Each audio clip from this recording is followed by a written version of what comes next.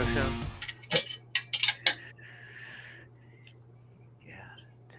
Hey, welcome back to Vet Connect. Today, our special guest is Mr. Pat Wiley from Green Hat Solutions, former member of the 3rd Special Forces Group Airborne out of now Fort Liberty. Never heard of it. How you doing, brother? Well, Welcome. I'm doing good. Thanks for having me on. So, we were chatting a little bit before the show, man. Just tell us a little bit about your background and Green Hat Solutions and kind of how that thing came about. Okay, so yeah, again, thanks for having me on. I appreciate it. Thanks for the opportunity. So, like you said, Pat Wiley, I'm the owner and founder of Green Hat Solutions. I retired actually before you did, Sean. I retired back in 2016. Did 20 years, 1 month, 29 days. Not that I was counting. But yeah, so my career, I had a pretty interesting career. So I started out as a food service specialist of all things. I was a cook, and I did that for 7.5 years. And I don't have the most beautiful Cinderella story. So We don't need it. yeah. So this was in 1999. I was a cook in the 82nd Airborne, and I went to Jumpmaster School, which was unheard of at the time for a cook to go. And which was more unheard of was I graduated as the Distinguished Honor Grad. That completely changed my whole career. So at the time, the Division Sergeant Major, Charlie Thorpe was his name. He's like, hey, I got a job for you. You're going to come be my executive administrative assistant. I'm like, executive what? And well, that long story short, that's when I started going out to observe training with him. And that's when I got to see the infantry doing their job. And I was like, oh my God, this is what I actually joined the Army for. And so my recruiter, he did a really good job. You know, he got me into the whole cook thing. But then I got in a little trouble. So after my time with Charlie Thorpe, I then became the general's aide. And if you know anything about a general's aide in the Army, for me, it was very demeaning. I was a butler, and Pat Wiley and butler just don't go well together at all. And you don't work for the general; you work for the general's wife.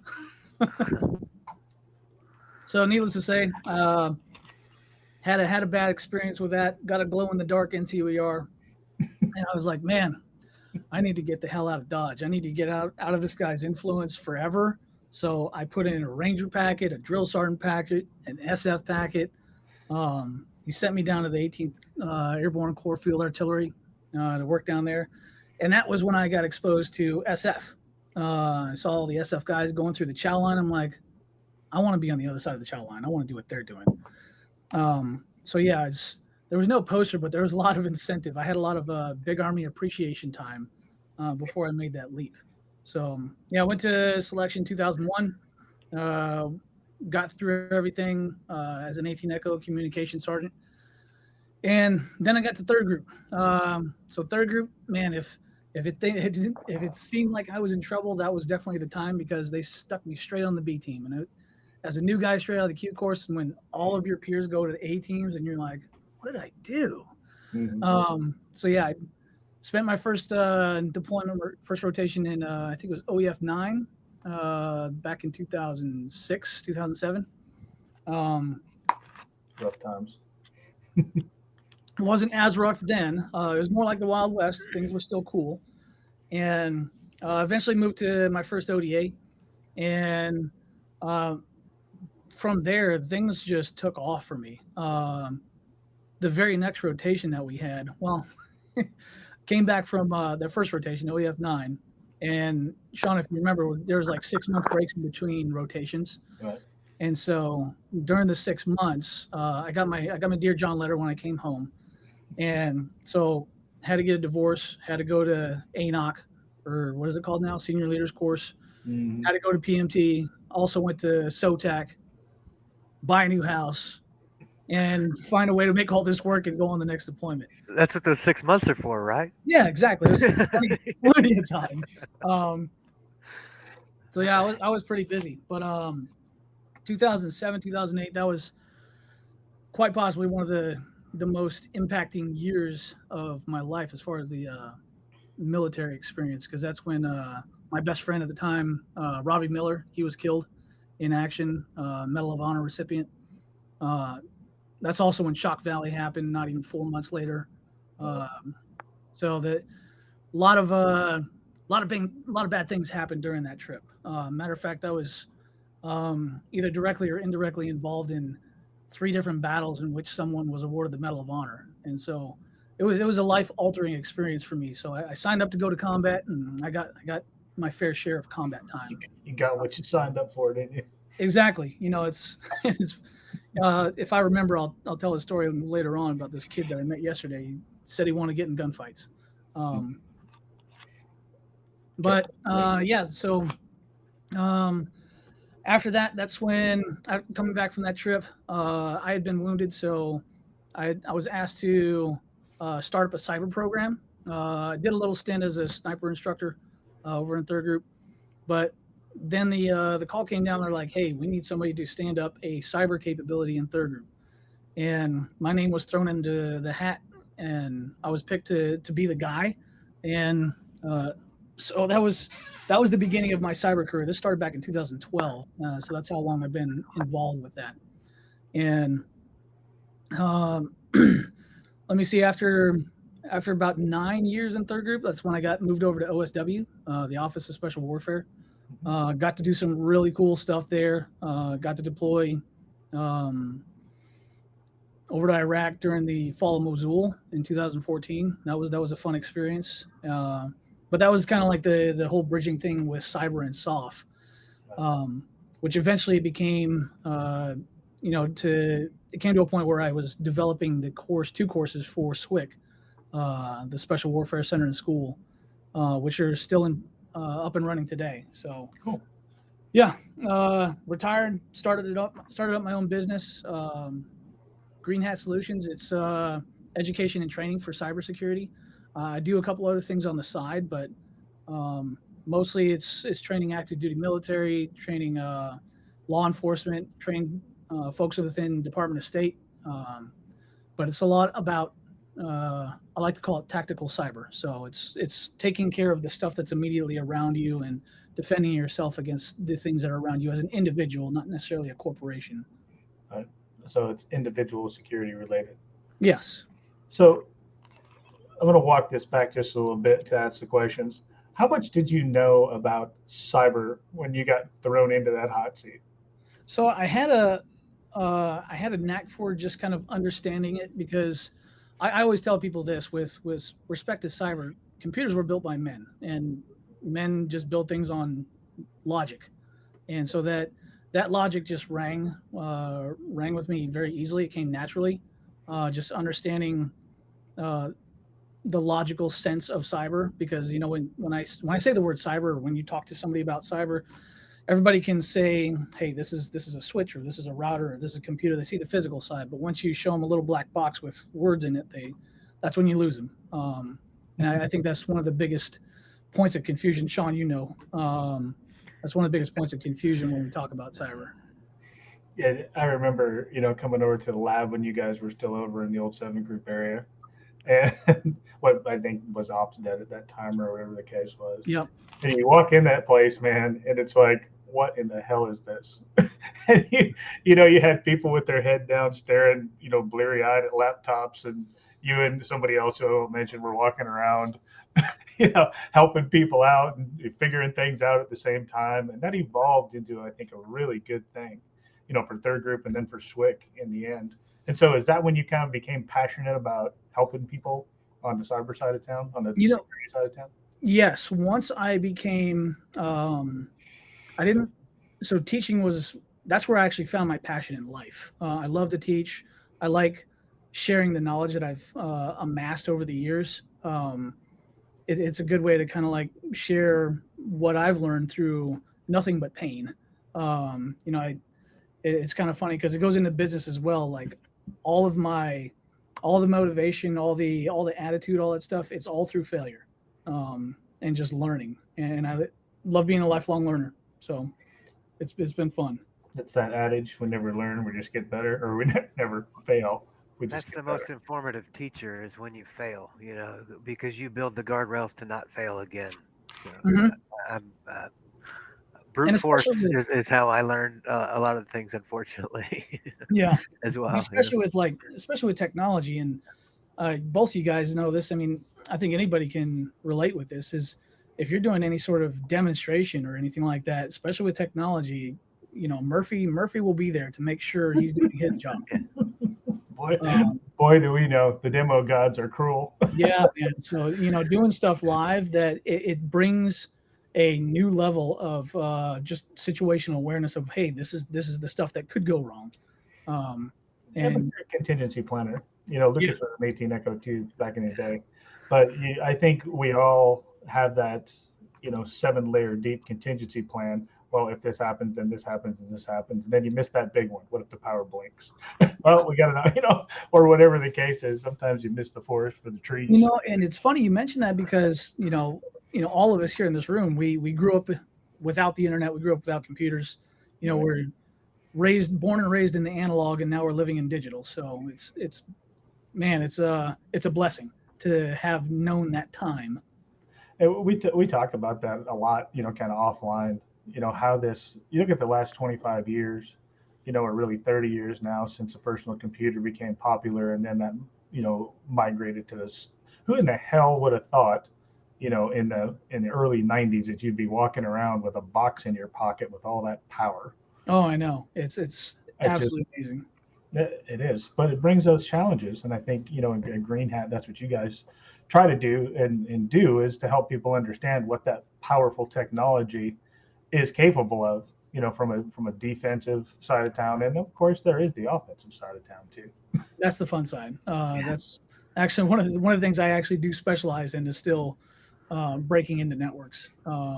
So having that knowledge helps me defend better and kind of show people, because it's every class I've ever been to, it's always been a regurgitation of academic knowledge, and it's like, okay, well, if I can show you how I can break into your network, then because you teach kids, they genuinely want to learn. You teach adults, they're a little long in the tooth, and they need, why is this important to me? How does it relate to something that affects me is usually Exactly. the adult education model that we try to employ. Like, this Yeah, is how it relates to what your life exposure is to this topic. 100%. Yeah. And so, in pursuing your current career, were there certifications along the way? Did the Army help you with any of that? Was it all Ooh, self-taught stuff? Did you know there were resources?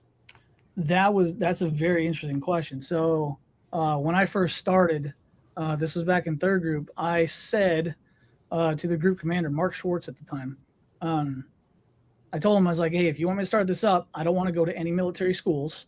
I want to go to civilian schools so I can take from industry and then bring it back to us and shape it the way, because I didn't really have a lot of technical knowledge, but that's when I was getting kind of groomed to understand UW and how, the possible implications and applications in SOF. So I went to go stay up in Raleigh for about a month and a half and took every CompTIA class imaginable. I took A plus, N plus, Linux plus, Security plus, Certified Ethical Hacker, all back to back, and it was probably the worst month and a half of my life academically. So I did get certs at the time, which kind of brings up another subject, because I hold one certification and no degrees to this day, which is quite shocking for most people in this industry. It's I say, for anybody wanting to get into cybersecurity, certifications by all means go pursue them. However, certifications are to get you past human resources. It's not really a demonstration of what you can do. Um, there's some certifications that they cost a lot of money. They mean a lot to your resume, but the application of them, it doesn't mean anything. Uh, Not that I've seen. It's I think just like a college degree, it's a breaching tool. You, you Mhm. don't you don't get through the door without the breaching tool, and unfortunately, that's the way the gatekeepers see things. Very very seldom you're going to have a conversation with somebody unless it's a personal conversation through networking, where they say, "Hey, Pat, come show me what you can do." You know, Yeah, exactly. It's not, hey, can I see your resume real quick, or let me see your certification, or what we call the Love Me book in the military. So nobody asked for that. It's kind of funny because my first job out of the Army was with Johns Hopkins University Applied Physics Laboratory. And so I would sit in these, for lack of a better term, board meetings, and they would do introductions around the room, and they'd be like, "Doctor, doctor, doctor, doctor, Mr. Wiley." And That makes it dangerous, though. after months, I was like, "Yep, I'm still sitting here." And I think that is the case. And I hope, I don't know if you remember Brian Halstead or not. Yeah. So Brian is actually one of our game characters, but he is also the senior vice president for a company called Opline. Uh, one of our last streams here was centered around Opline. And what they do is they take all of your military skills and you literally put in your military skills, jump master, sniper, etc. And through AI, it translates that into the military side, and then it pairs you with people who are looking for your skill set. And so, very cool piece of tech. And I highly recommend you if you're looking for a job or you're somebody who has jobs, jump on Upline and fill out your profile and just kind of see what that thing does. But That's anyway, Opline, OP line. Yep, OPLIGN, Okay. Upline. That's a shameless plug for Brian's business. So Brian, if you're watching, No, there's that's great. super cool. Got you, brother. But as it pertains to experience versus, I think a lot of employers now, and I live in like Cyber Central down here in San Antonio, Texas. Where if you're an Air Force cyber guy, when you get out, it's like instantaneous, you got a job. But I don't think I would hope that employers would go more to that performance oriented interview. Where you say, okay, I have a lot of knowledge and a lot of experience and a lot of practical application. It doesn't say that on my resume because I don't have A plus, Net plus, Sec plus, CEH, CISSP, et cetera, et cetera. But give me 10 minutes to show you what I can do. Mm-hmm. I think if they would go to that performance oriented kind of an interview, the talent is huge. I mean, I went through the training, A plus, Net plus, Sec plus. I couldn't tell you the first damn thing I learned in the classes anymore. Yeah. Other than It's funny you mentioned about the employers because on the flip side of that is for people that don't have certs, don't have degrees, and most importantly don't have money to attain those type of things. If you're working on projects, put those on your resume too, because that is a demonstration of, hey, I'm building the stuff, I'm doing the stuff at home, this is what I'm learning. As long as you can back it up, that type of stuff counts. Well, I have big problems with resumes. That's why I completely endorse Opline. Resumes are an ancient tool. Yeah, they sure are. We're much better than that now. Yeah, I mean, networking is key to success, post-military experience. As we go through and unpack what we're doing, it's always who's in our network, how can we connect with, this type of entity, go through your Rolodex. Okay, I know this guy. Let me call him up and see if that's a segue into those warm introductions. That pays so many dividends, and just kind of like being a veteran to me is being a part of the world's biggest fraternity. You have somebody in any industry segment that you can really leverage if you play that, if you manage that network, and like kind of like what we were talking about before coming on the show is that resiliency in your network. It starts with those check-ins about, hey man, been a minute since I've touched base with you. Just sending that quick text message or a group chat. Those things are integral to like helping improve your situation. And why do we forget that? That's Yeah. my big question. We've all been on teams our whole life. I was a truck driver. You were a cook. You had a team there. You had a core group of people. Lucas was a Lurch guy. And, we all come to this SF community where it's all about the team all the time. Mm-hmm. And then, you graduate to the real world, so to speak. And, for the first month or two, it's, hey, man, do you know, et cetera, et cetera, et cetera. But then it goes dark. Yeah. And through what we're doing with the game within Frontlines, I've had the opportunity to reach back out to guys like Rick Lamb, who was one of my first team sergeants. He's also a character in the game. To Brian, to Carl Erickson, guys I didn't know, but knew through Rick Lamb indirectly. But it's been really great just to reconnect with guys and see what they're doing, man. And the community, it's high achievers. Look at Mike, and Mike worked for 19th Group for a short time. Also, that's where I got to know him again the second time. But the ability to touch people and say, "Hey, dude, what are you doing?" or bounce ideas, or just reconnect in general. And it's like you never lost a day. That's the beautiful part. Yeah, it definitely is. Because and I tell you what, one of the biggest lessons I learned with entrepreneurship is find a mentor or find a few mentors.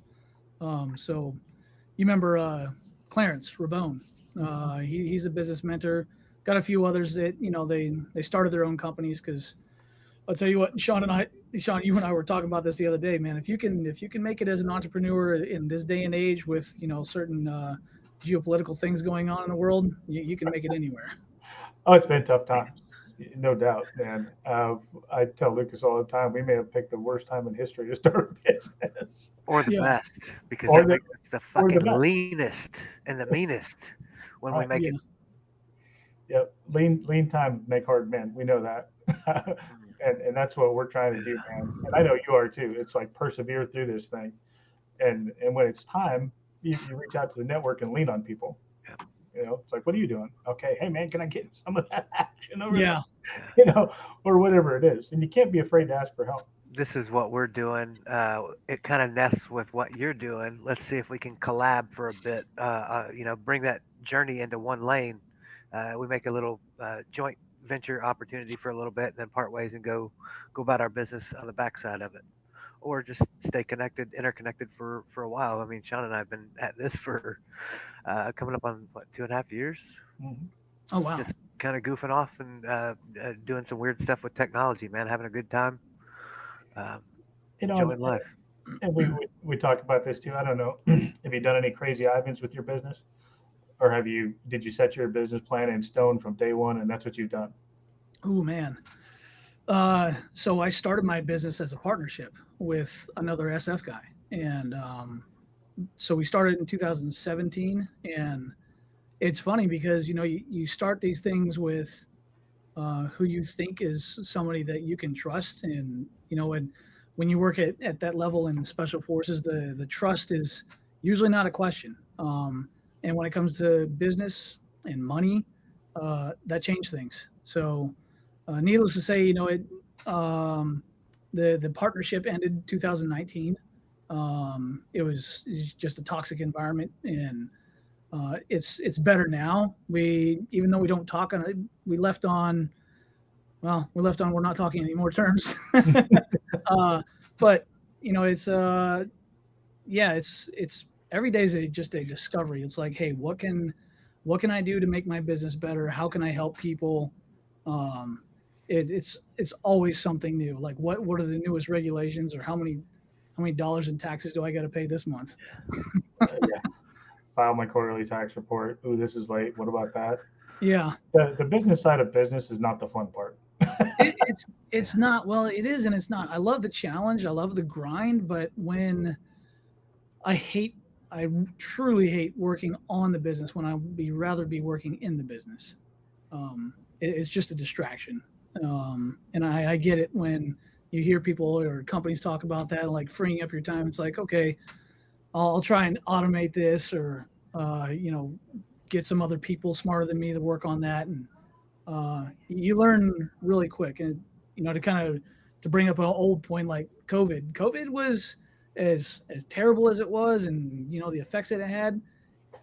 I do like that it brought out a lot of people's true colors, businesses and people alike, because it just kind of makes things easier to just read people sometimes. Well, that's for sure. We're about to go into about a 3 minute break here, Nick, I guess. But before we go in, I just wanted to mention as part of the game that we've built so far, and you and I talked about this. We talked to Curtis Ivito and Mark Carey over there at Spartan Blades, and they were gracious enough to um, put their three of their super high speed knives into the game. So Hi, Curtis and Mark. yeah, I hope you guys are listening out there, man. We really appreciate you coming on board with us. I am the proud owner of several of those Spartan plates, and I have the dubious honor of having one signed by the master Bill Harsey. So we love our Spartan blades out there, and when you do get a copy of the game, you'll kind of see them in the shop there. And when you start hacking on people with Spartan blades, it's a little different than other effects in the game. So anyway, we love our Spartan blades. So I also noticed the T-shirt that you're wearing there just happens to be some very close friends of mine at the Dustin Stevens Foundation. How long have you been supporting that? I've been going for the last 4 or 5 years, and beef and beer. Yeah, beef and beer. So yeah, the Dustin Stevens Foundation. I didn't know Riley, but I did know Big Mike. Got to work out with him, or try to work out with him. Man was a beast. But yeah, this last one, I actually got to have a good, meaningful conversation with Maggie, and just kind of like check in with her and see how she's doing. And we've been toying with the idea of me possibly sitting on the board of directors for the Dustin Stevens Foundation. So big supporter. I try to do my best to support other organizations that I believe in. It's like all the business dollars, I make what I can, support the family, keep the lights on. But other than that, it's like just give back to the community, make the business better. Yeah, man. That's what we're about too.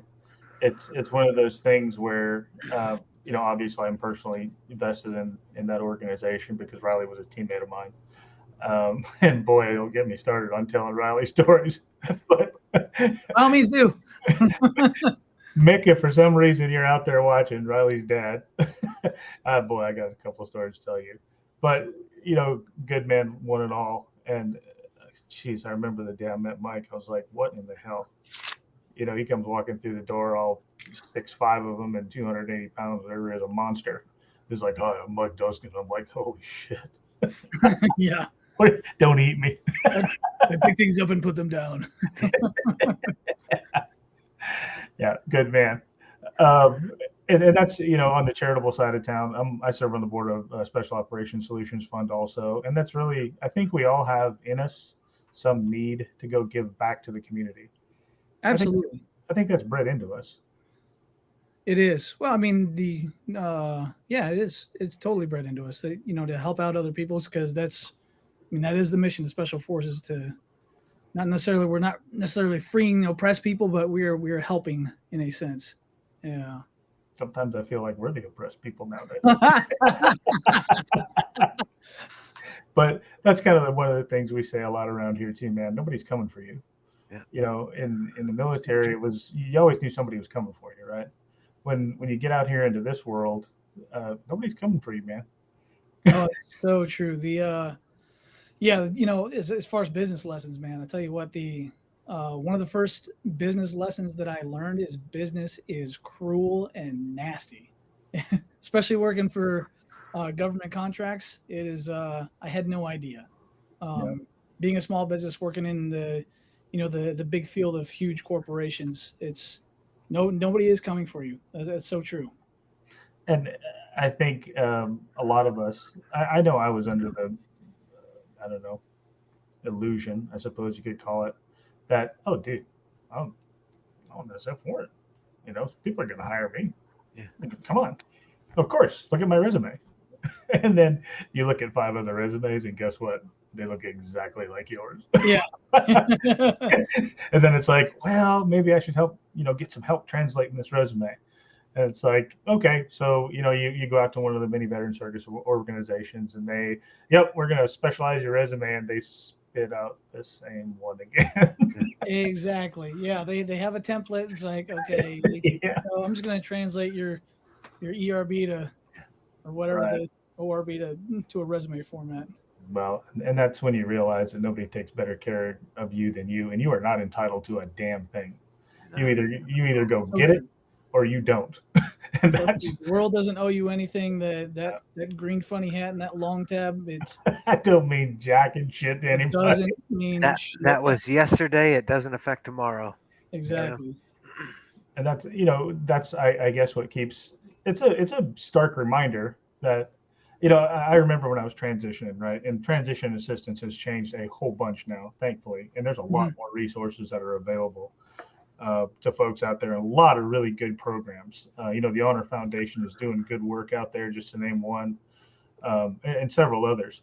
I wish that would have existed, or maybe it did exist and I didn't know how to access it.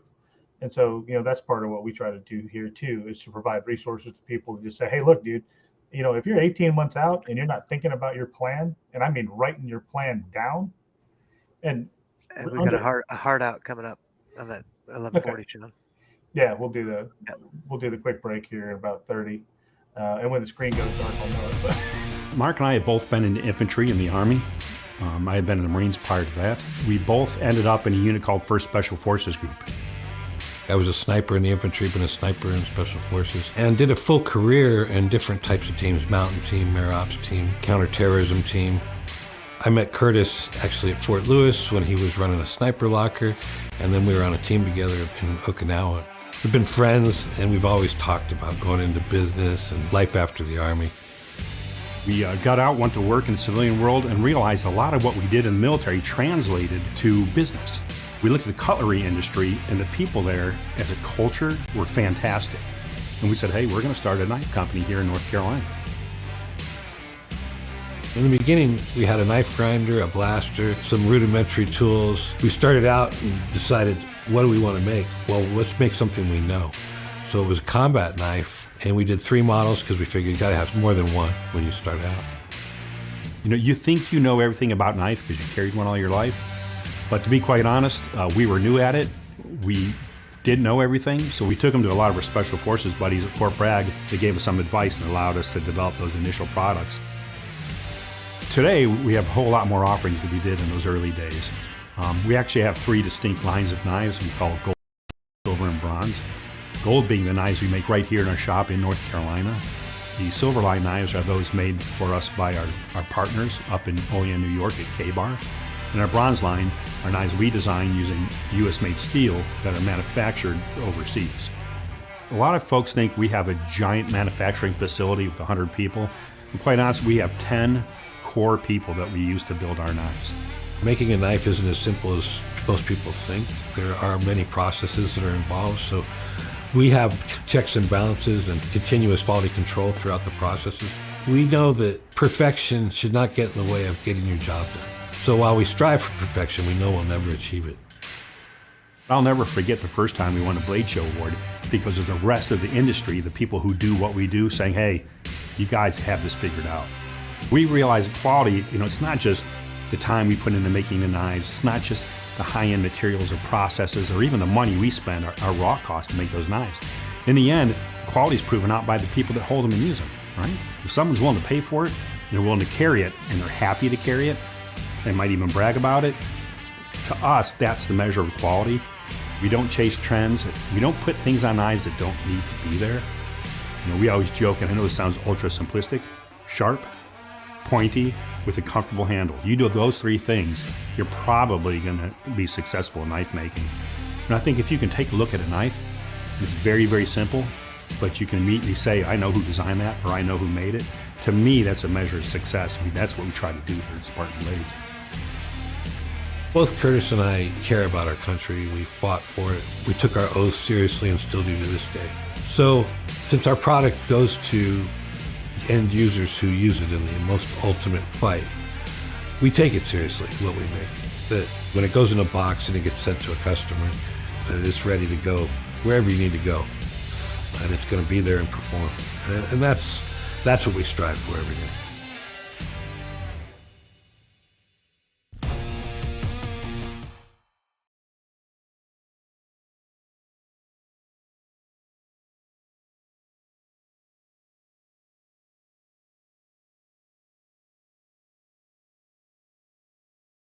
better in entrepreneurship and business as they kind of pertain to both of our companies right now.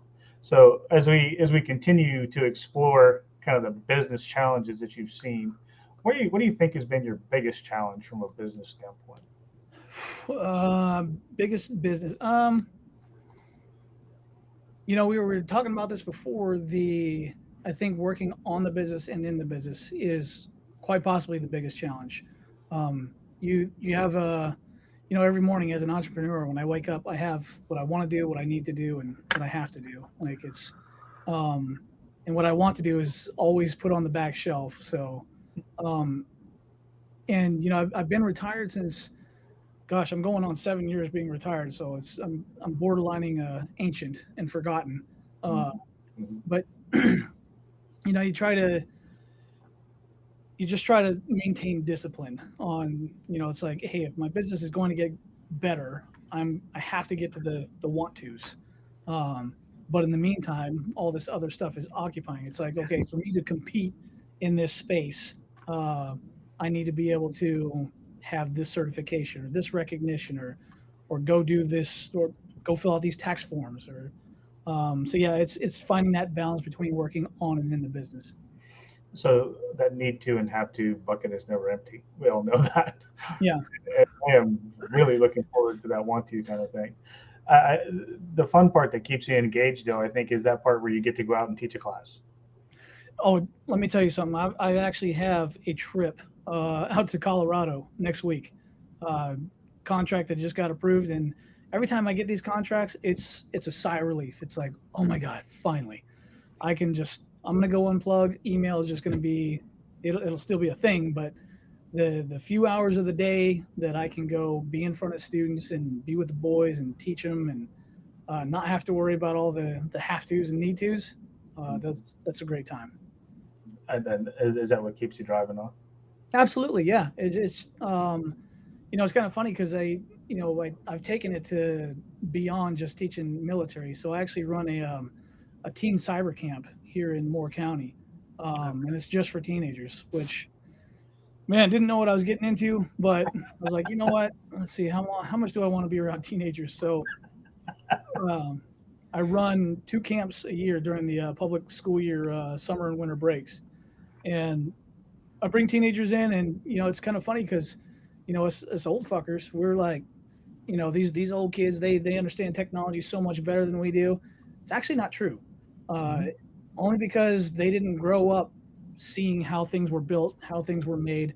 They just go straight to a touchscreen, from almost before they can walk, and Mhm. they don't understand the how all this stuff functions, and security implications, because everything is all about convenience versus security.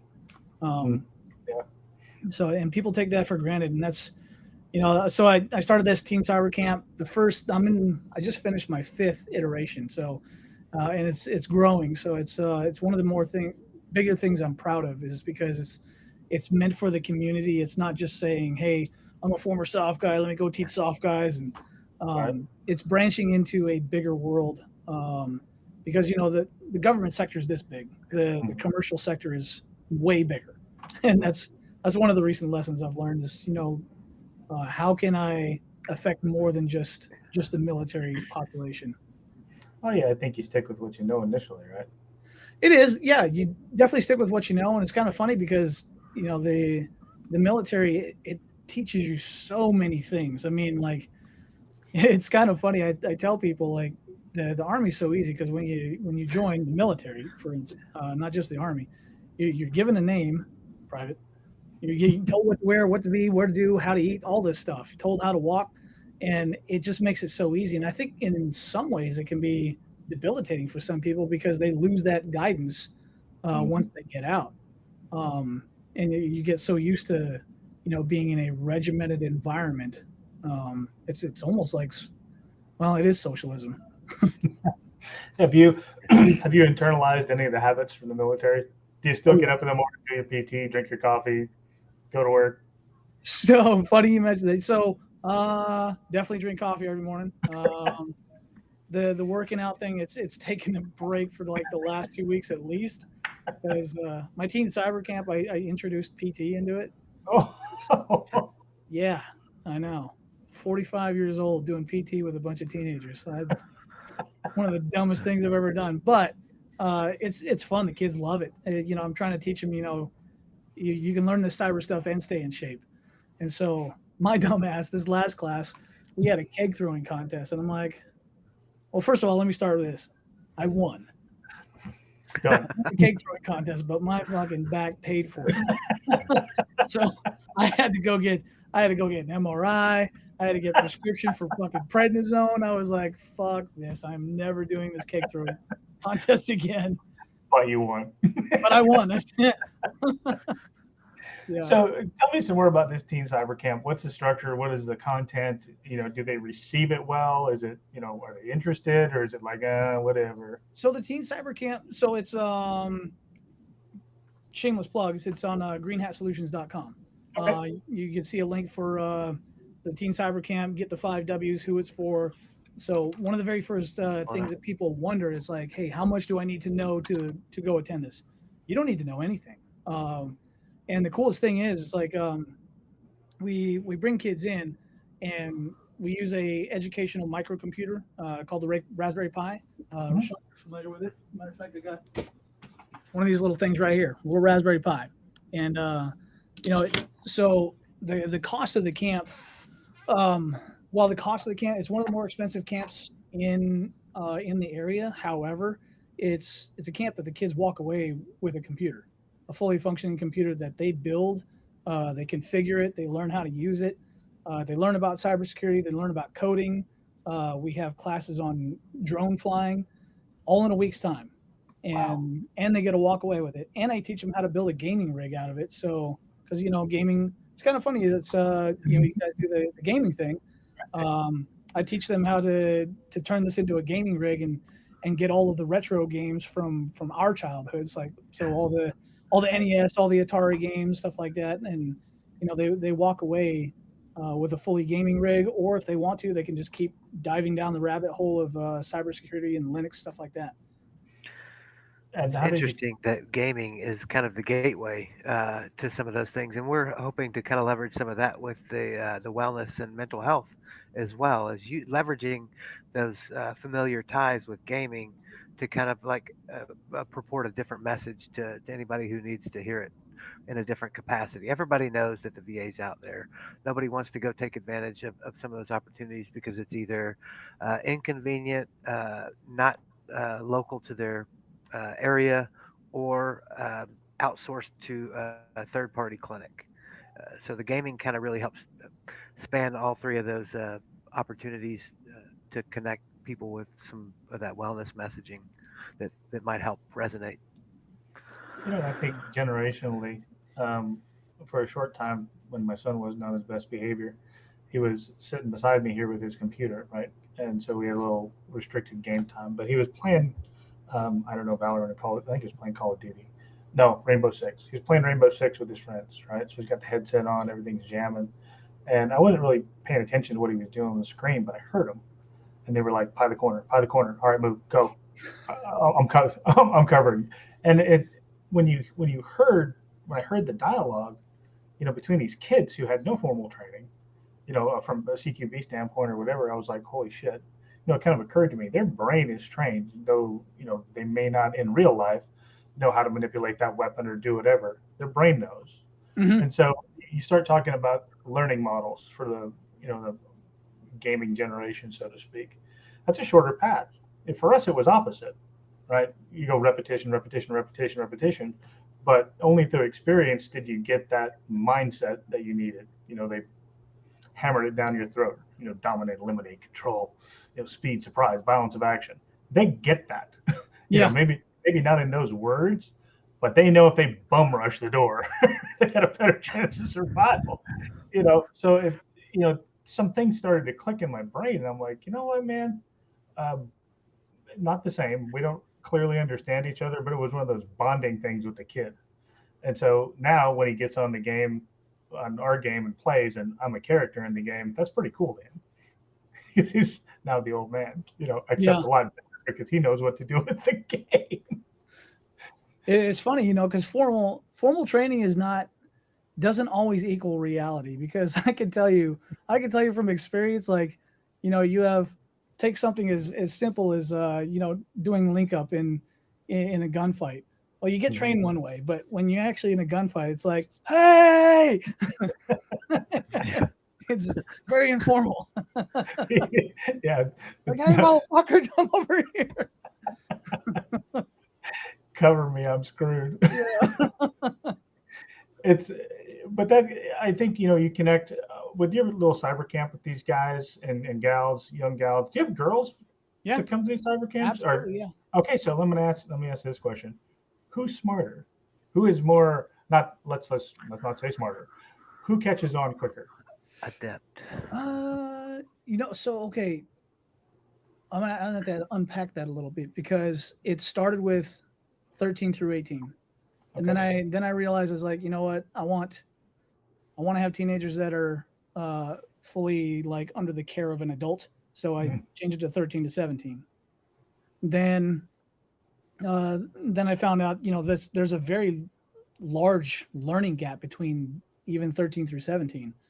And Mhm. more recently, I'm finding out that once they turn 16, well, life priorities change. Jobs, Yeah. girls, Cars. or the other sex, Mobility. all those things. So I would say the magical time for people to learn the most is probably around 14 to 16-year-old. And the girls, I mean, we all know this. Girls mature faster than boys growing up, to include teenage years. So they're more focused. But when it comes time to like the logic and innovation, I think hands down that's the boys. Yeah. That's an interest thing too. I think in a lot of ways. In my own household, I've seen the evolution of boys and girls over time. And at what age that trigger, I don't know, that light switch, I guess, flips where they kind of get it. Um, I don't think in America we push our teenagers nearly as hard as we can because their capacity for learning in those middle ages, so to speak, at 14 to 17 is huge. Absolutely, and it's to kind of caveat what you said about the learning capacity is maybe a different subject, but talking about school. So I have a 10-year-old son, and last year we pulled him out of public school. COVID, all the wokeism that's going on in schools. We had enough, and Mhm. we put him in private school. And I had never, my wife and I, we had never been in private schools or anything like that. And you don't know what you don't know about private schools. Sure. Obviously they cost money, uh, but it was like, so what's the big deal about private school and the uniforms and stuff like that? But uh, what I've learned from that experience is how much more involved you are as a parent. Right. Because, man, I'll tell you what, the workload my kid comes home with at 10 years old is just absolutely ridiculous. I mean, Mhm. he's coming home 10 years old. He's coming home learning Latin. He's going through grammar and stuff like that. He's going through a fantastic school. So yeah, it's he's being pushed, and we are pushing him. And his first year was kind of rough, but man, he's already in school now. He's already 3 weeks into this school year, and Right. he's crushing it. So I yeah, think it best has to do with class amazing. size, teacher attention, workload, etc. I went from, in Fayetteville, our kids were in a private school because my wife taught in a private school. Mhm. Otherwise, I wouldn't have been there. But you come down here to San Antonio, where the average class size is 950. From a class size of 15, 20. There's Yeah, a there's a big difference. huge. And for the standards of education, every state has their own standards, so to speak, and then there's the national testing and standards, et cetera. But I think it comes down to individual attention for the kids. And I'll just segue into this. At the high school my son goes to, they have a cyber program, and literally they can graduate with 5 certifications if they start when they're freshmen. Wow, And real world, so they start with the basics, A plus, Net plus, Sec plus, and then they can actually get CEH and CISSP before they leave school. wow, that's huge. And so, how do you look at that if I'm because right now I'm job ready, right? Yeah, I have no experience, but that kid is job ready, day one out of high school. He's not gonna have to work at Hardee's. He can go work somewhere else. But how do you quantify he has the same certification that you do, so to Mhm. speak, right? You just have, 10, 15 more years of experience. But I think that changes a lot of the education paradigm when a high school kid fills out a resume for his Yeah, first job. He's like, why do I need to go to college again? yeah. Do I need to go get a computer science degree? Sure, if you want to be a more well-rounded student, but do I want to go 200 grand in debt to do that? It's no different than the military. You are a generalist or a specialist. Hmm. That generalist is the degree credentialed person who can uh, for lack of a better term, lord over the pool of specialists, so they can control the big picture aspects of what they're doing. It's really cool with some of these ASC certifications that they're giving these kids in ag mechanics and things like that, man. Super impressed with that. Those opportunities weren't available when I was a kid, and it might have changed my destination, or at least my journey with going through some of those opportunities. So I'm excited and hopeful that we're shifting some of those educational paradigms to relevancy versus credentialing. You know. Well, I think right now it's almost, anything IT in the past has been considered white collar, right? Mhm. But when you look at the track of starting someone in high school, that's really a, quote unquote blue collar track. It's the same as taking shop, when you're in high school to learn how to weld and work on motors and whatever the case might be, the things that I had. And so now it's almost a blue collar trade type of track that really has, white collar salary implications on the backside of it. And, Yep. and again, you go back to, military resources. Man, I didn't know how much stuff was out there until I was getting out. The Right. army skills portal, for instance, or the cool program, or so. I'm probably dating myself here, but there was a lot of stuff available that I could have been doing my last 24 months. Well, they treat you like a mushroom, man. They keep you in the Right. dark and feed you shit until they don't need you, and then they're like, "Okay, here's the light. Go grow and flourish. Now that we're done with you." Yeah. And I think as a military, I can only speak for the army, but as I follow some guys that I still know who are, now transition. I followed Ben Burt. I don't know if you know Ben, through his transition, and he went through one of the transition assistance programs, which ended him up in a franchise business. And so now he took that entrepreneur track, and now he runs his own business called Fiber New in Fayetteville, and they repair, leather, plastic, and vinyl kind of stuff. And he's making a go of it, man. That wasn't something that I knew about. Yeah. And so I think so many of those important agencies out there that are helping with transition assistance are vital, because you don't know what you want to be when you grow up, dude. You know, I still I don't know still what I don't. want to be when I grow up. And I think, for somebody to focus on that, when I was getting out there, like, well, you need Lean Six Sigma, and you need a project management certificate, and you need, all these punch list of things that were like, for what? Why do I need that? Well, because it looks good on a resume. Okay, well, is it going to get me hired or not?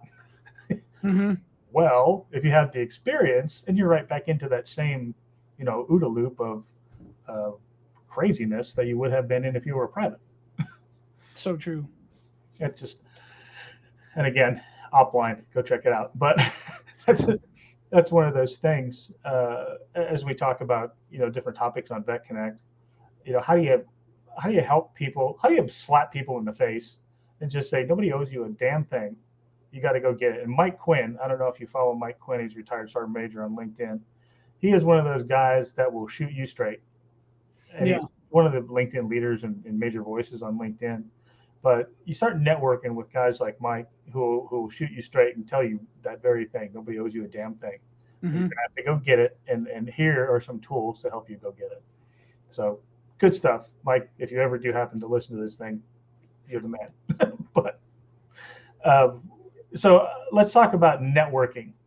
How has, for your business, is it networking? Is it marketing? Is it, how have you gotten business around your cyber profession there at Green Hat? So right now, because the majority of things that I've done, I'll put it this way. So the last real money making job that I had, dealing with the military, I lost that job in March.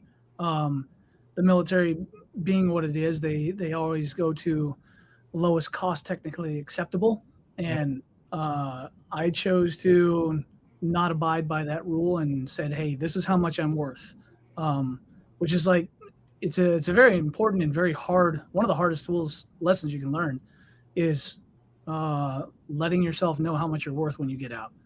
And because of like that we said that the Green Beret, the SF tab doesn't mean shit when you get out. Well, It does. Like, if you're doing training for the military, then yes, that experience does matter 100%. And it's so hard to market that, especially, it's kind of funny. Like you talked about making resumes. Um, as a retired 18 Fox SF intelligence sergeant, there's not a lot you can put on your resume that you went to school for, which sucks. It's like, oh my gosh, and you guys both know the deal. It's like, okay, I did all this cool shit, but none of it can go to this resume that's going to help me. Not that it would make sense to anybody anyway. Quantifiable metrics are like removed 4 JPEL targets in a single rotation. Yeah, Everybody's exactly. like, what the hell are you talking about? Yeah. But yeah, I would say the marketing, it started out with, who do I know? Let me go help out other people. And it's kind of funny. We were talking about Spartan Blades. So they are actually one of my clients. And I love how they support other veteran-owned businesses because Mark Carey and Curtis, they said, "Hey, Pat, come out to our office. Let's talk shop." And I got to looking around, and I have this personal policy of everywhere I go, hack anything, everything, everywhere, all the time. And that's why I don't have any friends. But so I was in Spartan Blades, and I'm like, wow, you guys' network sucks. And so, we were just talking shit back and forth. And then I said, you know what? Hey, I can fix this for you. And it wasn't in my portfolio of things that, I do as a service. But that was the start of a new service that I now provide. It's like, because businesses treat this thing like everybody else in their home networks. As long as it's working, they don't care about anything else. Right. But there's, It ain't broken, fix it. With cybersecurity, it's becoming so much more important every day. And, you look at small businesses, they make up over 60% of the U.S. economy. But, most small businesses can't even afford a cybersecurity program, or they don't budget for it. You know what I mean? So, and they're the most often get hacked. And of those businesses, like if they get hacked or if they get some sort of ransomware, most of them can't recover from it. So I found that was the gap that I'm looking to fill, is bringing like those not necessarily pen testing services, but hey, I'm going to come assess your network, tell you what you can do, make it affordable for a small business, because prices they're just outrageous. So it is like you said, Sean, it's blue collar work. It's very rewarding. It's very simple. It's funny because people like you talk to people and they're like, well, I don't know what my router password is. I'm like, well, let me try the god awful possible answer of admin. And next thing you know, you're in and you can see everything and do everything. And it's like, oh my God, okay, well, we can help you out. So what are some, from your experience, what are some simple tips that the average user of this podcast could do to harden up their own, home network?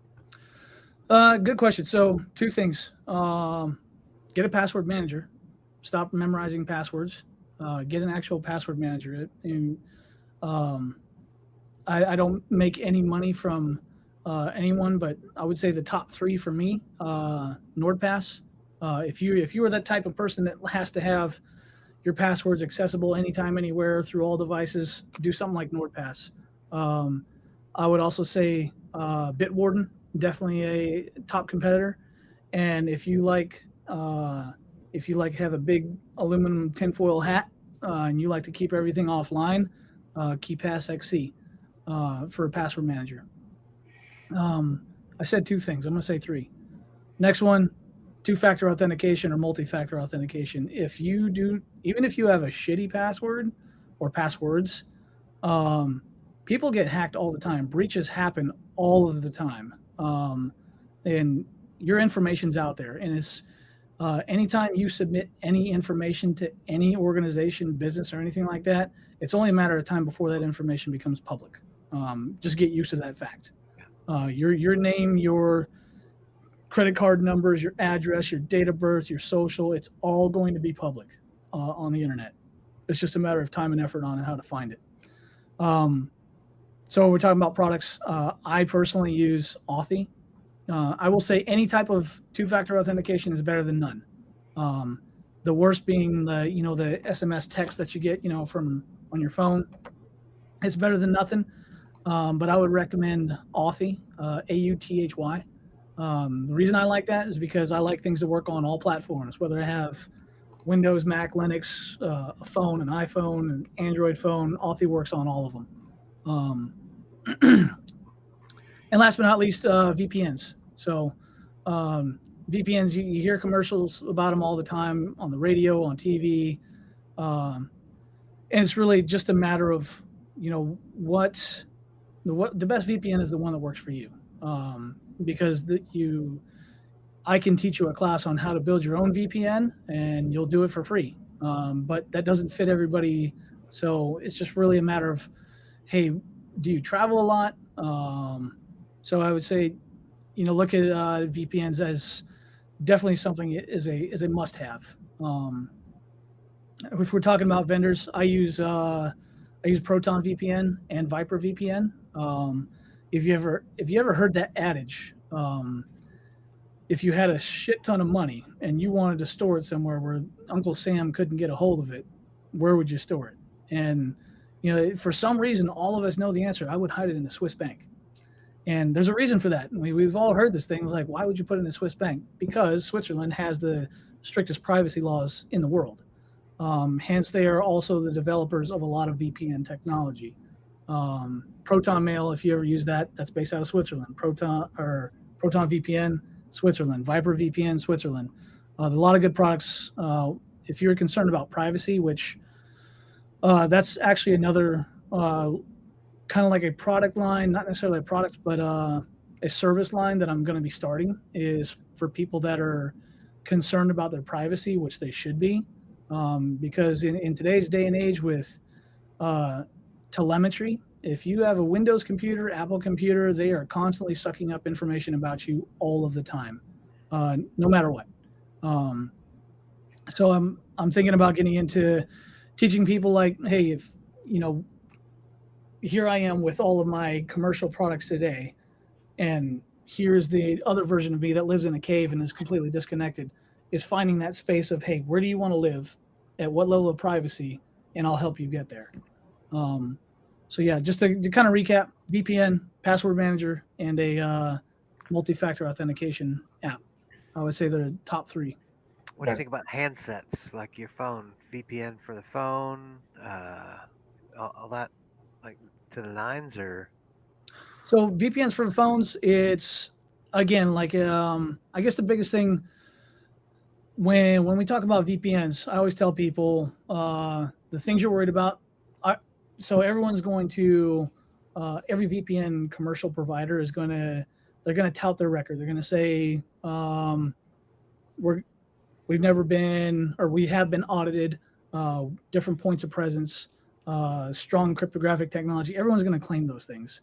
What you want to look for is any third-party vetting. You're looking for open source technology. Open source means that anybody can go in and audit and look at the logs or see how the encryption is put together. Peer reviews, those are always a good thing. Points of presence. So it's kind of funny. I tell people who don't use VPNs or haven't heard of VPNs, shop with VPNs.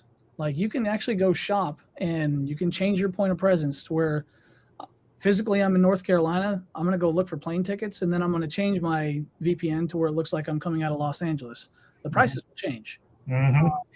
And for people that don't know that, it's huge. And, the money and the scarcity of it is becoming increasingly important for everybody. You work for every dollar that you have, and then it's getting to the point where you have to fight for every dollar that you keep. It's a hustle, and to be as like thrifty as you can, it takes some homework. That's for sure. It is a lot of work, and there's everybody has different levels of diligence on how to implement this stuff. And I would say the worst thing that worst attitude anybody can have is, well, I have nothing to hide. For God's sakes, I hear that and it's like, it's forehead slap. It's like, come on, man. Yes, I get it. Your life's an open book, but you know what? The implications are so much bigger than you. You're not talking to the Gestapo. Yeah. And I think so many people look for that balance between convenience and security, and we all know they're diametrically opposed. Yeah. And so, VPNs are one of those things, right? That's an invasive species. You know what I mean? It is. It gets in and crawls around everything, and if you don't, understand which settings. So I used Nord for a long time, NordVPN, because why? It was cheap. I'm like, hey, I need a VPN. It's cheap. I'll use it. And I had a lot of good luck with Nord. And several other things. I've used Proton Mail for years. I haven't tried their VPN servers yet, but honestly, I think it comes to just really education. If it's easy to use, you'll use it. Exactly. If it's not easy to use, you're going to get frustrated with it, and you're just going to shit can it, and that's going to turn you off of VPNs or whether it's two-factor authentication or a password manager. I thankfully check all those blocks. And when you're in business, especially in your business, how many passwords do you have? I personally have about 324. And so if you think you're going to write those on a yellow sticky note, yeah, even find it, it's easier just to go to the OTP on every site. I forgot my password. Just renew it every time. Yeah. And that in itself is almost a security practice. And so it has to be at the forefront of people's understanding nowadays. And that's those habits, building the healthy habits and routines that help build in those protections as well. I mean, we harp that all the time here is like, hey, how do we make this a function that we routinely engage with? It's just kind of building those, the framework for that to be a part of the process to get on the internet is to change the location on the VPN. So like really tradecraft almost, of how to get in and use the internet effectively and both offensive and defensive capacities, like networking, network development, any type of understanding in that domain really helped me be aware of why it's important to make sure those opportunities are fully utilized. And so I'm going to change this gear just a little bit here. Let's talk about AI, because I know you got some opinions on AI. Go. Oh, do I? Go. I use it. I use it heavily. It's funny. So where do I start? So AI is moderately scary. And I think the biggest thing that anybody should understand about AI is it's really just an automated plagiarizing tool. AI only exists because of what has been ingested to it. I think the scariest part of AI is who's controlling that AI, because there's so many different AI technologies out there now. It's kind of like voting. It's not the voters, it's who's counting the votes. Same thing with AI is, you can, if you go ask like a politically charged question, yes, it depends on who owns the company. But otherwise, I think AI is a beautiful thing as far as like, for instance, ChatGPT, their codex feature. If I need to write code, which I can't, I despise coding. If I needed to code something, it'll load out some code for me, which is great. And I guess the only thing is like you have to know, it's not going to. There was a big fear that AI was going to replace like a lot of lawyers, a lot of writers, et cetera, and it really has not come to fruition yet, and I don't think it really will, to a large degree anyway, because even if you look at ChatGPT, you go on their landing page, and they say do not rely on anything prior to 2021, because it has to be ingested, it has to be vetted. I mean, every question that comes up, it has to sit in front of a board of so many people to say, hey, we're going to vote on this is going to be the answer that we approve of. So yeah, man, I tell you what, like scenario-based things, or if I need to like write a story or something like that, write a poem, it'll do that for me, and it's fantastic. I try to turn people on to ChatGPT or just AI in general. It's helped me on the business side for legal documents. Um, there is a legalese, I think it's legalese.com or something like that. It You can just plug in there. They obviously up to a certain amount of words for free. You can plug in, the legal jargon from a contract in my case, because whenever I'm a subcontractor, a prime contractor, they'll send me some 60-page fucking document, and it's like, what the fuck does this mean? I'm only one dude. I don't have a legal department. And I found legalese. I was like, oh my god, this is amazing. So I'm like, I plug in this stupid jargon, and then it spits out, hey, don't do this. I'm like, oh, okay, that works. Yeah, I think big advocate. So to kind of wrap that up, I think where I will truly be scared is with quantum computing, because AI is just what's ingested. Quantum capability, that's where things get a little scary, and God forbid when quantum computing and AI, we're talking like what the hell is that shit from Terminator? Skynet. Yeah, Skynet. Once that comes online, that's when I'll be worried. It we're advocates for AI also. I mean, we actually have a WordPress plugin for AI, but I think from a creative standpoint, in the blogosphere, for instance, I mean, unless you're a pretty talented writer who has an understanding of the content that you want to do on a daily basis, I think ChatGPT is phenomenal in content creation and creating a battle rhythm. For particular content that you want to get out there. I've AI image generator I like to play around with. But the thing about AI that I find is you have to know the questions to ask, and you have to train the model for what you want it to do.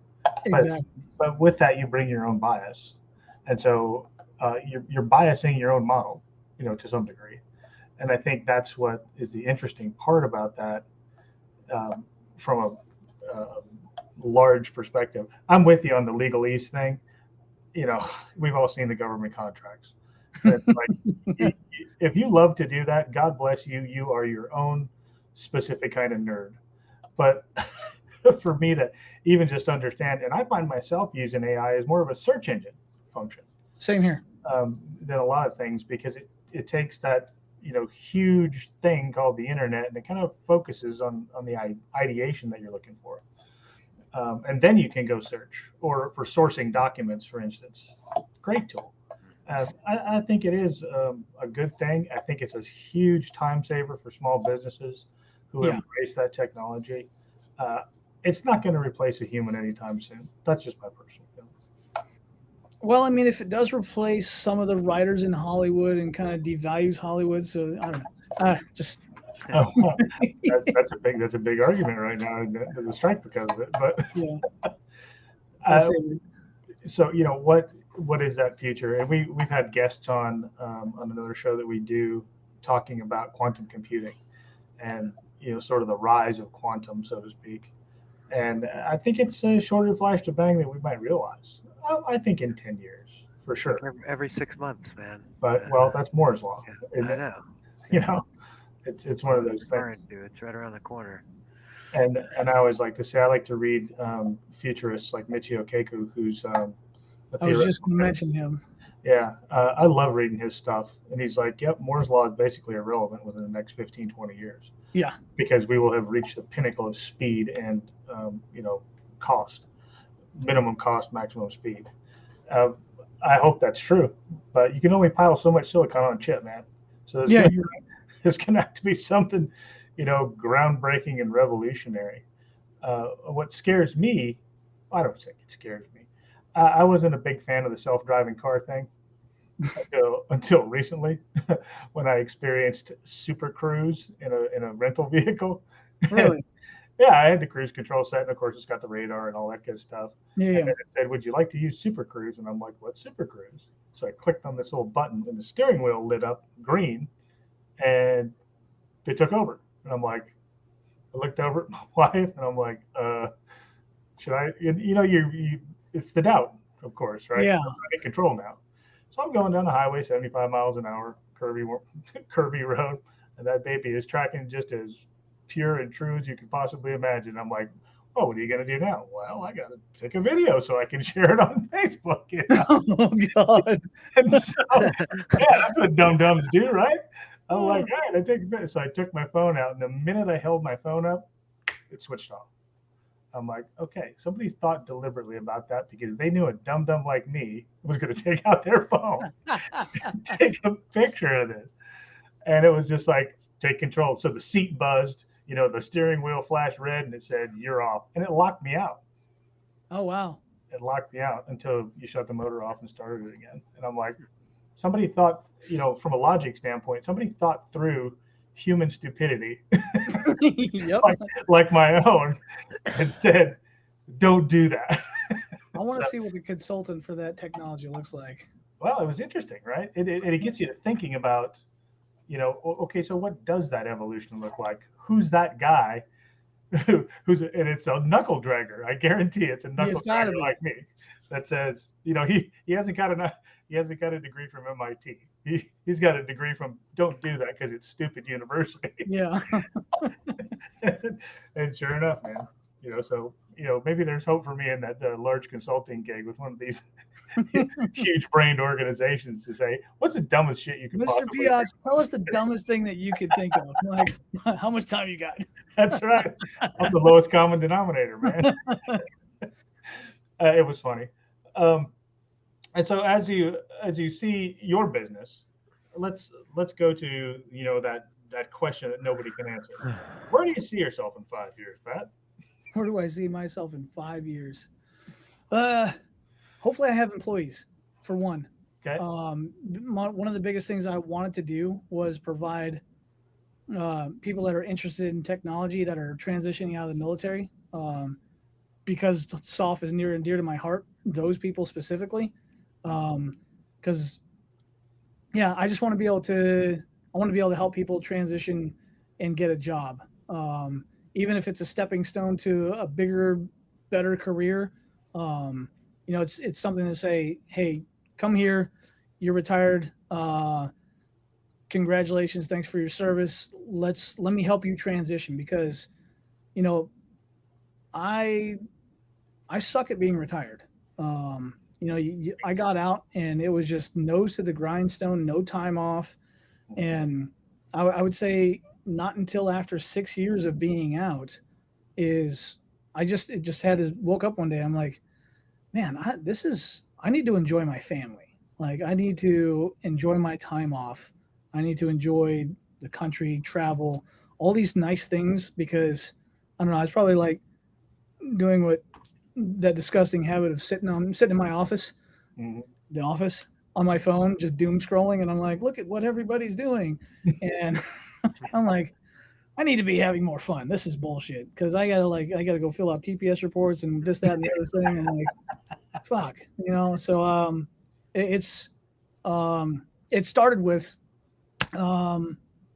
my first New Year's resolution this year that actually meant something. And that was stay in touch with people. It was a New Year's resolution that I could actually do. And it's been one of the most fruitful things I've done. So I'll be sure to just drop a line, even if it's short, saying, hey bro, how you doing? This is what I'm up to. And it's been really rewarding. Just seeing what everybody's been up to. It's been a resolution that I can keep and it's something I can live by. And it just helps me, like you mentioned, Sean, working from home, being isolated like this, it made things a lot easier to accomplish that goal. It's just reaching out to people. That's the tribe that we all left and we all still need.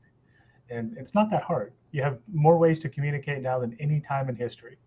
And yet we failed to do that very simple thing. Yeah. Hey man, what's up? And usually, and this is one of my little, New Year's resolutions / habits. If I click on your profile, on LinkedIn or any social media, I'm gonna drop you a line. Hey man, just checking you out. I'm not cyber stalking you or something weird. You know what I mean? And I find that little courtesy that I give to the brotherhood is just one of those things it doesn't cost anything. It's easy. And you might put a smile on somebody's face for 2 minutes of their otherwise crappy day, filling out TPS reports. Yeah, exactly. It's Actually, another habit that I did, I don't know if you've done this. This is actually brilliant. I think it's brilliant. So, you remember growing up, you had like 16 phone numbers stored in your head. Now it's like you have 400 contacts, and it's like, who's that dude? So I've been starting to take notes in my contacts of like, okay, do I remember this person, and what do I remember about them? Because, I don't throw contacts away. But yeah, it's kind of funny because I'll go by you like, oh, that guy. Bill Nye the Science Guy. Yeah. Like, in case I ever talk to you again, I'm gonna remember the last thing I thought about you was your shit bag. Sean's pool guy. Don't listen to him. In my company, I do the same thing. I put notes for contacts in my phone. Yeah, it takes a little bit longer to put people's notes in, but now it's like I'll open up the contacts thing. I'll be like, here, you enter in the pertinent information, and I'll do the rest. Well, and that's something with a disconnected business like this, with a geographically dispersed work team like we have. The video call has become the standard, right? Mm-hmm. I think gone are the days now where it's, let me talk to this guy on the phone, because there's so many resources available to go, okay, I talked to, Joe Smith. If you can find that Joe Smith on LinkedIn, I dare you. But I mean, the fact of the matter is, you go and you look at your picture and you read through their profile. And that's what's important about all these social, it's, what does your presence look like to people? How do you look? And I think about that a lot. How do I look to the world? I know what I look like. I know what I think I look like, and what I actually look like. Those are different. But how do you look to the world? And so, when part of this transition assistance thing is always starts with that social media presence, doesn't it? Oh yeah. You have to think about that before. I mean, even as 10 years ago, the entrepreneurs and the people who wanted to be out in front of people, and salespeople, that's kind of the folks you started to see on social media then. Now it's everything. It's a networking tool. It's, I want to cold call or meet somebody. That is a skill that has to be developed in people as they transition, to be able to say, you need to understand how to use a network. For some of us in that network targeting type of business, it comes a little easier. But it still is a skill that you have to learn and maintain every day, because it's perishable. Just See Pat's earlier comment about finding a mentor. As you come out of the military and you get into this business domain, it's completely different. The language, the words don't mean the same thing sometimes. The concepts are the same. They just call it something different. So those mentors help you transition and really refine your network capability, or networking capabilities anyways. We work with another guy, Eric, super helpful and kind of like shaping some networking opportunities for me personally. So I'm trying to grow in my capabilities for developing those network skills needed to function in the business community a little bit more effectively. So really, mentorship is a great tool. Anybody in the transitionary domain or part of life coming out of the military, highly advisable. Get a mentor, even if you have a plan and your plan is on track and everything's going swimmingly. Reach out and get somebody to kind of like still hold your hand through that process. It's not going to hurt. Oh yeah, definitely. And it's okay. Like, if you think your plan sucks and at least you have a plan, that's a lot. And especially for like entrepreneurs, because I remember when I first started up Green Hat Solutions, I'm like, okay, I need finance, I need security, I need logistics. Hang on, fuck that. G1, G2, G3, G4. I'm like, this all makes sense. That we in our own file management internally, and here's where it comes to a thing, right? Yeah. Nick is probably one of the smartest guys I think I have ever met, and Nick is our CTO. When we start to do our stupid file organization inside of our common drive, it's like he'll get it almost immediately. But the things that it's what you put in those files, right? Anybody can build a structure, but what goes in the 3 file? what goes in the 4 file, what goes in the 2 file. Yeah. It's like when you're working with a complete military organization, you would think that works also. It doesn't work either. No, it doesn't. I mean, Knowledge The Army's not a management is, business. knowledge management is probably like one of our biggest challenges is figure out how to collab and store information effectively where people can find it. And then version control, it's all the same stuff that comes up when you're doing a con op, version control. No. That's an old version of that one. Go with this one. It's got the updated stuff.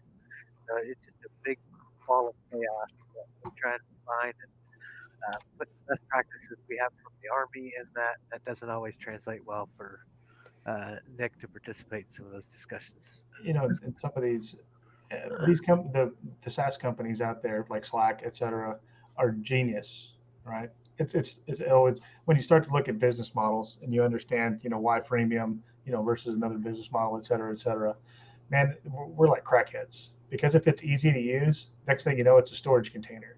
Oh, I put that in Slack, and then it's like scroll. Yeah. It's it's just how did we sit around and ideate a lot about some of those things, and I know you do the same thing in your business. It's like how do I come up with that one thing? What is that one indispensable service that people need? Mm-hmm. How do I get into a pipeline, like in your case, for guys transitioning where, Green Hat Solutions is a mandatory stop before you leave the military. That would be genius, right? Because everybody, no matter what track you take, needs to be cyber aware when they go into this world, Mm-hmm. right? We kind of take a lot of that for granted in the military because it's done for us. And we bitch about it a lot because, oh my God, I got to change my password every 60 days. Or, it's a forced functionality, right? Yeah. And it's always a min access environment. That's the way it's always set up. But when you leave that and you're kind of, free and on your own, you do dumb shit. Oh yeah. Absolutely. You forget about all the cyber awareness training that you had to take and everything else. And you just start doing stuff and you're like, ooh, now I know why that was the way it was. And it kind of dawns on you after the fact. But, from that business standpoint, how do you at Green Hat make yourself indispensable to somebody transitioning? How can they get your services? So yeah, right now, like marketing has been one of the biggest things I can do is doing podcasts like this, but is a good start. But it's really the social media management, getting the word out there, and so for veterans, one of the things I'm looking for is people that love to teach. Do you love to teach? Do you have the desire and aptitude to learn? I think the work ethic is kind of like from anybody that's retiring out of the military or getting out. Most of the time, I would say 90%, the work ethic's already there, which is good. It's really just the passion for giving back is what I'm looking to achieve with Green Hat Solutions. It's it's a growing field. It's going to be needed, like you said, Sean, everywhere, no matter what career you go into. And at one point I was like, I want to be a millionaire and just, have all these contracts and stuff like that. And then, it dawned on me a couple of years ago. It's like, it's not about money. Cause if you're fortunate enough to be able to retire from the military, you get paid for the rest of your life. And it's, depending on what grade you're at when you retire, it's a livable wage, and it's like you can do all right. So anything extra is just going to help you along. So it's trying to figure out like how I can benefit these people to how they can transition, because a lot of people are just like, one of the first questions people ask me, it's like, hey, I want to get better at cybersecurity. What certs do you recommend? And really, it's, the certs is like, I'm the wrong guy to ask because I don't have any certs. I have the cert of CEO, and that's like, I don't want to go chase that. I don't want to go chase certs. I want to manage people and kind of steer you in the right direction. I want to find teachers, masters of their practitioner. So yeah, I'll tell people to give them the best advice I can give them as far as certs. Um, Sean, you mentioned like you know, this may not be a popular answer, but like CISSP, it is one of the most costly, highly recognized, but useless certs I have ever seen in my life. Um, it's like if you're CISSP, you're the cat's ass in the corporate world. It's like, oh, this guy knows about all this stuff. Well, what do you know about X subject? And they'll be bumbling, fumbling, but they're a part of the club. So, if I ever did get like a full time contracting job with the military, I'd have to go get something like Security Plus or CISSP. Um, and I'm past that point now where it's like I would rather be managing than trying to go work on my own technical knowledge to try and land this 9 to 5 job. Um, And I think that's why so many of us take that entrepreneur route, right? Because in every one of us, there's a rebel. We're like, why is the system that way? a little bit of I don't- rebel, Yep. and a little bit of scoundrel too. And a little bit scoundrel. I don't want to conform to the status quo. I know what I know. You know what I mean? But it's that key, right? It's that sheepskin. It's that whatever it is. Pick, cert, college degree, etc. The system says you have to do this.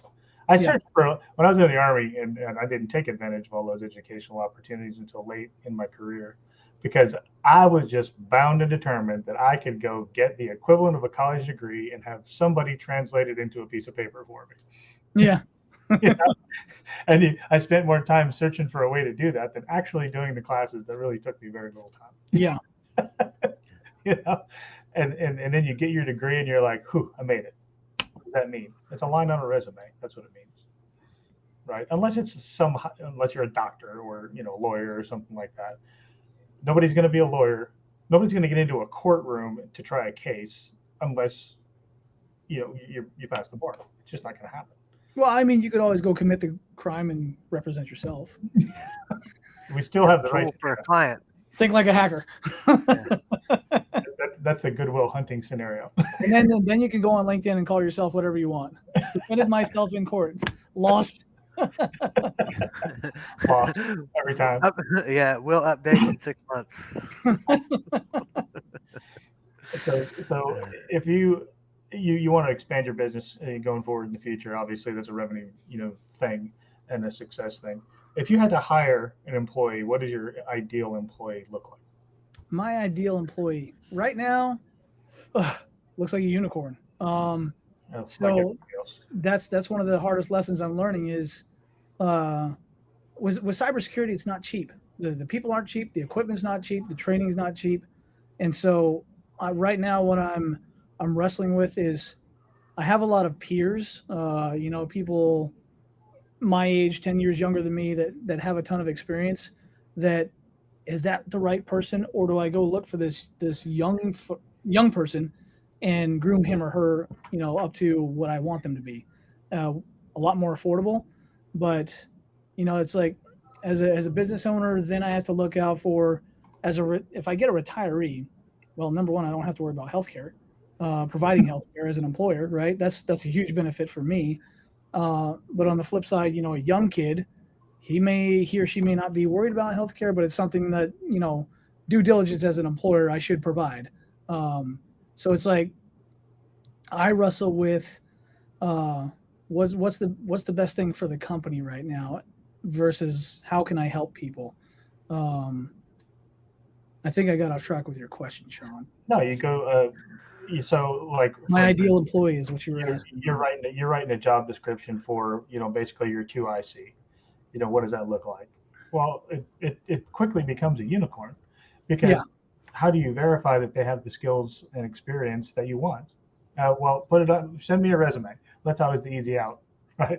Yeah. How then you become part of the system you buck.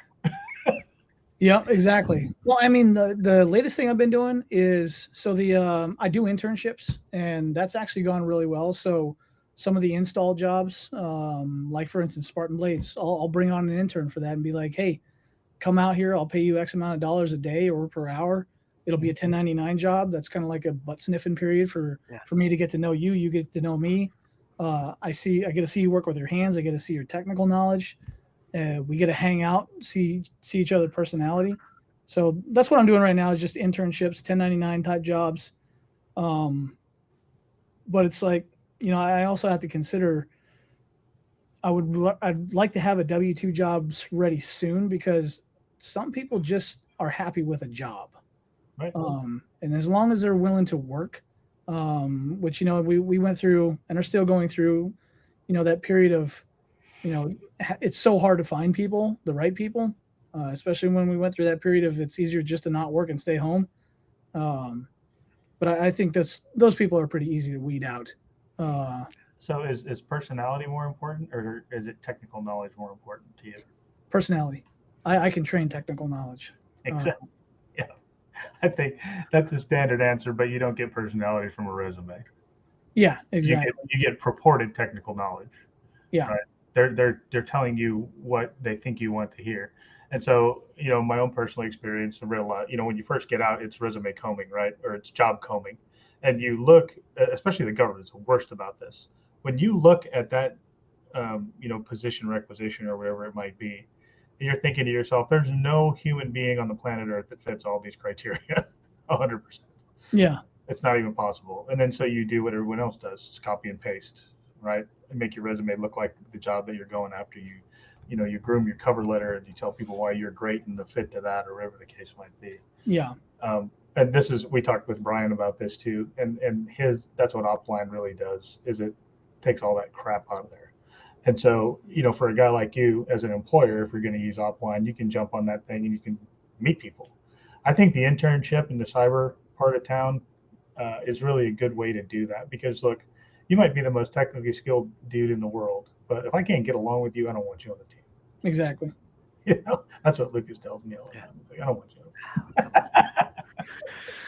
It's just one of those things. Are you looking to like branch out into any other areas outside of your locality, or are you open to remote workers? Or I mean, we got up to 26 people watching the show, so shoot your shot. So yeah, so remote workers. That's funny. Like Yeah. because Green Hat Solutions owns no physical space.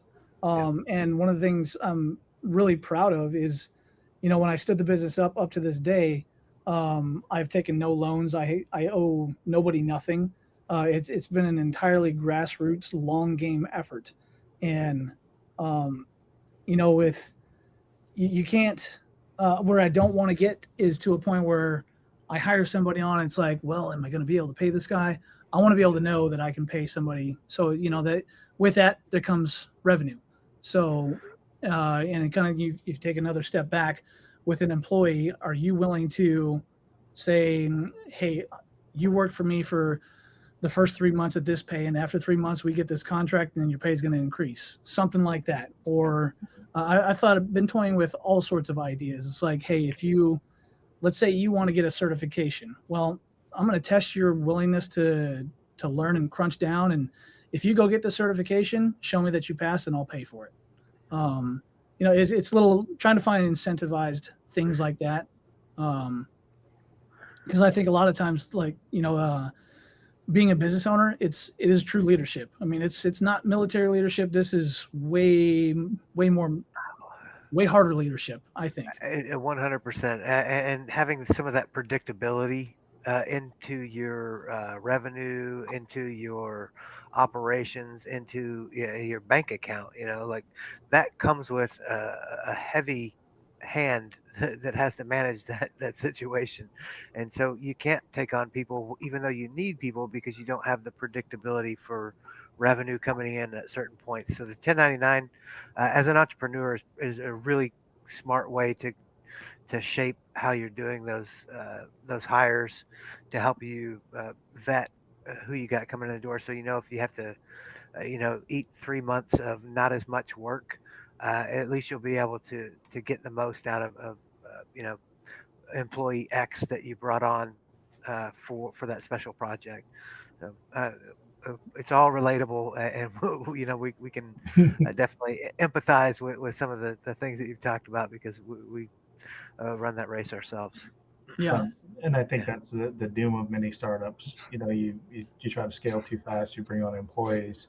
There is no revenue stream that's generated. And next thing you know, you're like, hey man, we'd really like you to stay, comma, but Yeah, it's not and you, it's me. the breakup conversation. Yeah, breakup conversation. And it doesn't get easier. And right now I think with funding being, I don't know, there's the most money floating around out there now and the least accessible money that you're ever going to have. Yeah. It's been, we're in the same boat as entrepreneurs. How do I scale? When do I scale? What skills do I need? Should I outsource this? Should I keep it in house? There's only so much that a single person or 4 or 5 people or whatever your team size is can do in a day. And we work long, just like everybody else who's trying to make it in this world and economy right now. It's a lot of long hours, and you got to celebrate the little wins that you do get. And that's huge, Sean. Small victories that's absolutely paramount. What's the last small victory I had? I just got certified as a service disabled veteran-owned small business. I mean, and I failed doing it once. So like I screwed something up or something about the NACIS code or NCASE code or something like that. And because it didn't match what was on my tax records, then the whole application was invalidated and I need to start all over with a brand new email address. And I was like, ah! So, so when I got it, it was like, I don't have to worry about this for another 3 years. Well, and how do young people who are wanting to, let's just say you're a startup business and you want to do business with the government, right? So I go to the SAM site. I go to the SAM website and I start filling stuff out. Well, I don't have that. I don't have this. Okay, I got to go to that. And then it's like you start to go down rabbit holes. Mm-hmm. And then when eventually that SAM registration comes through, Yeah. you get that UEI and then a cage code. And then it's like, all right, cool. Now I got to go to the Small Business Administration. And let's face it, it's not that easy to navigate. No, it is not at all. And when some of the things, it doesn't matter how long you've been in business with the government from the military side, so to speak. That's a lot of information you just don't know until you transition to the outside. And I think there's resources out there. You got to find them. Where's that dum-dum class? Where's that for dummies class working with the government? Finding that resource and providing it to transitioning people also is kind of one of those things that I think is a needed service. You just get lost swimming in the internet. Yeah, and I've actually kind of going back to that AI thing. I used ChatGPT a lot for understanding FARs, the federal acquisition regulations. Yeah. I was like, let me just try this in ChatGPT, and sure enough, it helped a lot. To decode. I mean, Yeah. I went to the Army Force Management School, and still, when you walk into that class on the first day at Carlisle, they have a placemat that's as big as a 4x6 desk with the JSIDS acquisition cycle, and every acronym is spelled out on the bottom of it because believe me, you need it. and you spend 30 days, as a force manager or combat developer, going through that acquisition cycle, from Army strategy on down to the acquisition and technology readiness level of a particular product. And it is nauseating. And the first thing that they say to you is, if you have a better way, we want to know about it. And Get my Sharpie out. yeah. And of course you think you're a smart guy, right? But by the end of that, when you've absorbed probably 25% of what they try to teach you, and I'm talking about, 06, 7, 8 level people in there. I had a 3-star in my class who, I mean, he was a very, very intelligent man, but he's like, how in the hell do we get anything done? Well, I mean, even in the business community, like as an entrepreneur, you start with this perspective of how things generally work, and as things unfold and progress, you realize that everything is interconnected and it's mostly designed to take money out of your pocket. Yeah. Every time you turn around, there's something that needs some type of pay gate. And you're like, man, come on, dude. And so now I mean, you try not to be jaded about it because it's you're like, okay, this is all a hustle. Like even something as simple as that that service disabled veteran-owned small business application. That should be relatively easy. Hey, here's my 214. Here's my business structure. Here's the the credentialing that you ask for, and it's done. It's not that simple, you know. Yeah. And they tell you it's free, but you Yeah. know the cost to go get a lawyer to pay to get your articles of organization built or structured or whatever extraneous things you have to do, it'll cost. Yeah. Yeah. And I always tell people if it doesn't cost money, it's going to cost your time or both. And generally it's both, because when you try it the initial way, I'm going to do Rocket Lawyer, and Rocket Lawyer is great. Don't get me wrong, but there's something in there that's like, I don't know what this word means or how it pertains to what I'm doing right now or whatever, especially with government contracts. Mm-hmm. And then you end up calling a lawyer, and I hate lawyers. I'm just going to say that out loud. And I think to myself, maybe I should have done that instead. A lot of times, because I know what we pay. Yeah. And so, as we wrap up this, and we got about 5 minutes left here, what kind of tools have you used in your business to kind of build from ground to where you're at? Is it CRMs? Is it freeware kind of stuff? Is it SaaS stuff? Any products that you normally use on a daily basis? Hang on, let me just open up a little bookmark here for JHS. Let me see here. I think one of the biggest things. So one of the very first things I started with was free. It was called XMind. All that is just mind mapping software. Mind mapping software to allow you to just create that bubble chart and say, that's where you really start getting your ideas. Get your ideas on paper or on a screen. That is the biggest thing. Just organize your thoughts. XMind was the biggest thing. When it came time to start getting more granular about ideas and notes, from a visual sense down to a detail sense, I started using Obsidian, note-taking app. That they have a fantastic feature. It's called backlinks. And the way they market it is like we can have a conversation about oranges, and I could talk to you about the texture of oranges, and all of a sudden it made you think of bananas. It interconnects thoughts as you go along, as you write them, and that's one thing that's unique about Obsidian is it helps me organize my thoughts and see the interconnectivity of how one thought led to this other 5 or 6 thoughts. Okay. I thought that was fantastic. Beyond that, JotForms. JotForms was huge for me because we're used to doing things on. When I first started out doing government contracts, I sent this piece of paper that required a signature, and I never got it signed. It's like, hey guys, I'm a fucking business. I need that signed. And then I realized it's like, okay, things have to be easy, and nobody signs with a pen anymore because they have the CAC. And so I need to have a electronic signature capability. So do I go with Adobe or do I, anyways, my wife actually, she stumbled upon JotForms. They have awesome features. They just implemented encrypted forms, which is huge for anybody that wants to say, hey, we encrypt forms. So because it's cybersecurity, that kind of goes with everything. Like you can have electronically fillable forms. But yeah, I don't want to give up too many of my secrets. I got it. Sorry. We have, and I'll share in return.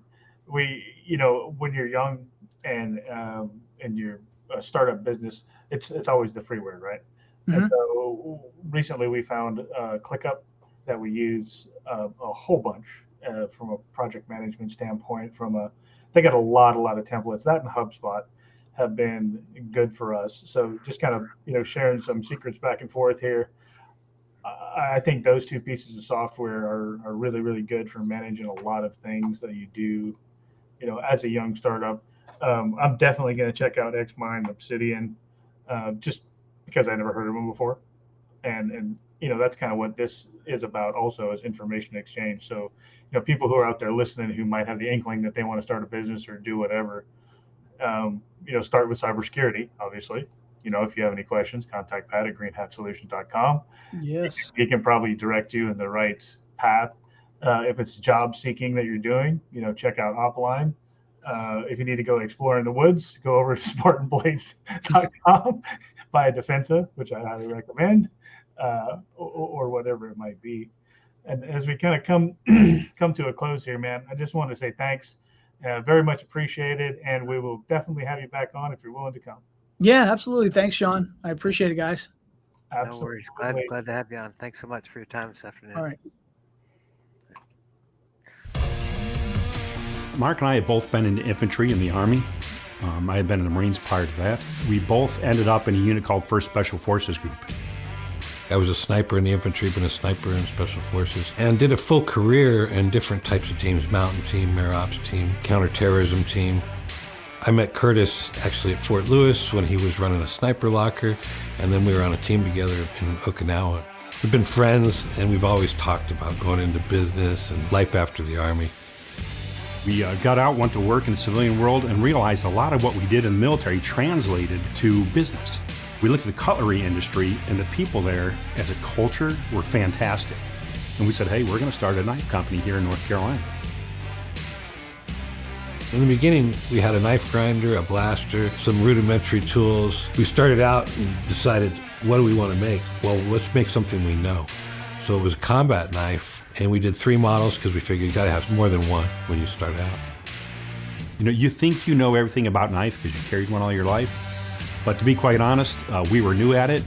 We didn't know everything, so we took them to a lot of our Special Forces buddies at Fort Bragg. They gave us some advice and allowed us to develop those initial products. Today, we have a whole lot more offerings than we did in those early days. We actually have 3 distinct lines of knives we call gold, silver, and bronze. Gold being the knives we make right here in our shop in North Carolina. The silver line knives are those made for us by our partners up in Olean, New York at K-Bar. And our bronze line are knives we design using US-made steel that are manufactured overseas. A lot of folks think we have a giant manufacturing facility with 100 people. And quite honestly, we have 10 core people that we use to build our knives.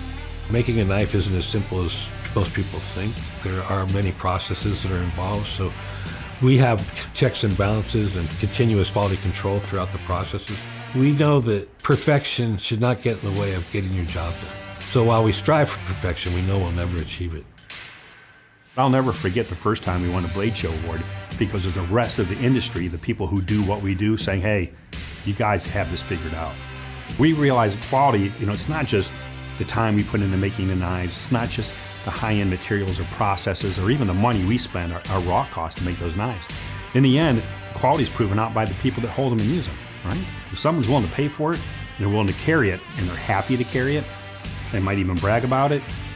To us, that's the measure of quality. We don't chase trends. We don't put things on knives that don't need to be there. We always joke, and I know this sounds ultra simplistic, sharp, pointy, with a comfortable handle. You do those 3 things, you're probably gonna be successful in knife making. And I think if you can take a look at a knife, it's very, very simple, but you can immediately say, I know who designed that, or I know who made it. To me, that's a measure of success. That's what we try to do here at Spartan Blades. Both Curtis and I care about our country. We fought for it. We took our oaths seriously and still do to this day. So since our product goes to end users who use it in the most ultimate fight, we take it seriously, what we make. That when it goes in a box and it gets sent to a customer, that it's ready to go wherever you need to go. And it's going to be there and perform. And that's what we strive for every day.